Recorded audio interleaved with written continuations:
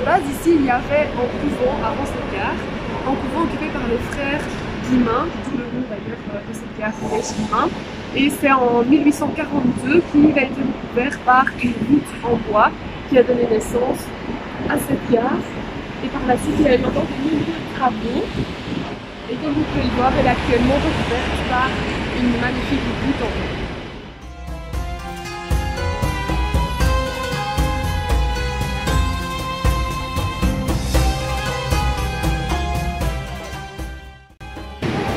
Nous voici arrivés à l'exposition de Toutankhamon à la galerie de Guillemin. Vous pouvez voir que l'exposition est prolongée jusqu'au 3 janvier 2021 et vous pouvez également voir les tarifs et les horaires sur le côté. Nous sommes entrés et nous récupérons un peu.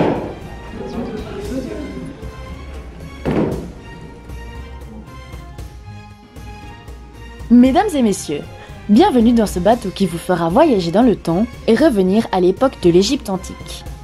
Toutankhamon est mort très jeune, donc il n'a été empereur de l'Égypte que pendant 10 ans, de ses 8 à ses 18 ans, et il était le 11e pharaon de la 18e dynastie. Grâce au laser de l'audioguide, nous sommes accompagnés de salle en salle par une explication très détaillée, ce qui nous fait découvrir à chaque fois un nouveau thème, comme par exemple celui de l'atelier du sculpteur. Dans cette pièce, nous pouvons apprendre que c'était principalement des modèles de visage de membres de la cour impériale qui étaient représentés. Ils étaient réalisés en plusieurs étapes. Tout d'abord, ils étaient façonnés avec de la terre glaise, et puis venait le temps des ébauches plus complètes, pour ensuite sculpter dans la pierre le visage, et enfin les finitions étaient faites avec du plâtre, et Toutankhamon a eu droit aussi à de la dorure. Un deuxième thème rencontré est les canons de beauté. Nous pouvons voir que certains vêtements sont communs aux deux sexes, tels que la tunique et la robe, qui sont ici blanches. La femme porte une perruque, et il y a également de nombreux bijoux présents, surtout pour la femme, mais également pour l'homme. Nous avons également appris beaucoup d'informations sur la famille royale de Toutankhamon. La réforme religieuse qu'a apportée son père, Amenhotep, à l'Égypte et même au monde entier, nous a particulièrement marqués.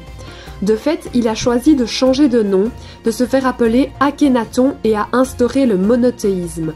Les Égyptiens ne pouvaient vénérer plus qu'un seul dieu, Aton. Ainsi, Akhenaton a acquis plus de pouvoir, étant devenu le seul intermédiaire entre Dieu et les hommes. Le gars n'avait pas un petit ego, pour tout vous dire, il a même fait construire une ville au nom d'Akhénaton en son honneur.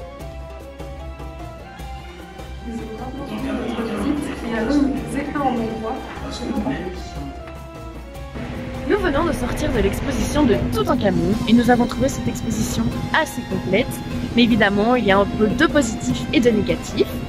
Donc pour le positif, un gros point fort de cette exposition est l'audioguide, parce que tout au long de la visite, en fait, nous sommes guidés par Carter, qui est l'archéologue qui a découvert le sarcophage de Toutankhamon. Et donc ça donne vraiment un côté assez original à cette exposition. Et en plus de ça, il y a vraiment beaucoup de contenu, il y a un peu des objets un peu partout. Hein. Du coup, ça nous donne vraiment, voilà, ça nous montre vraiment que cette exposition est très complète. Et bon, ça ne même pas où poser les yeux à la fin, tellement qu'il y avait beaucoup d'objets, c'était très intéressant. Comme Lisa dit tantôt, il y a aussi plusieurs points négatifs à cette exposition. Donc Carter, le personnage qui parle, va un peu trop vite, parfois on n'a pas le temps d'enregistrer. De plus, on n'a aussi pas le droit, normalement, on a fait un peu les thugs, mais on n'a pas trop le droit de prendre des vidéos normalement. On peut juste prendre des photos, d'ailleurs les gens nous regardaient un petit peu bizarre quand on faisait ça. Et voilà, on aurait bien aimé que ce soit plus interactif aussi. Que ce soit plus captivant en fait, parce qu'ils nous racontaient tout ça avec nos audio guides, mais à la longue ça devient un petit peu lassant. Voilà. Bien. Pour nous, il s'agit bel et bien d'une représentation culturelle, car cela vise un public de n'importe quel âge.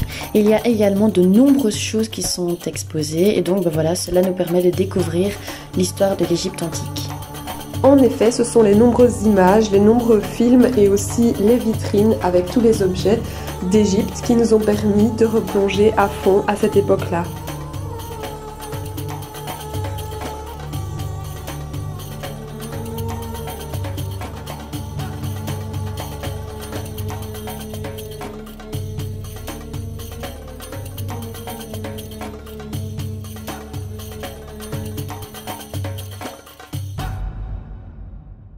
Carter, la personne qui parle.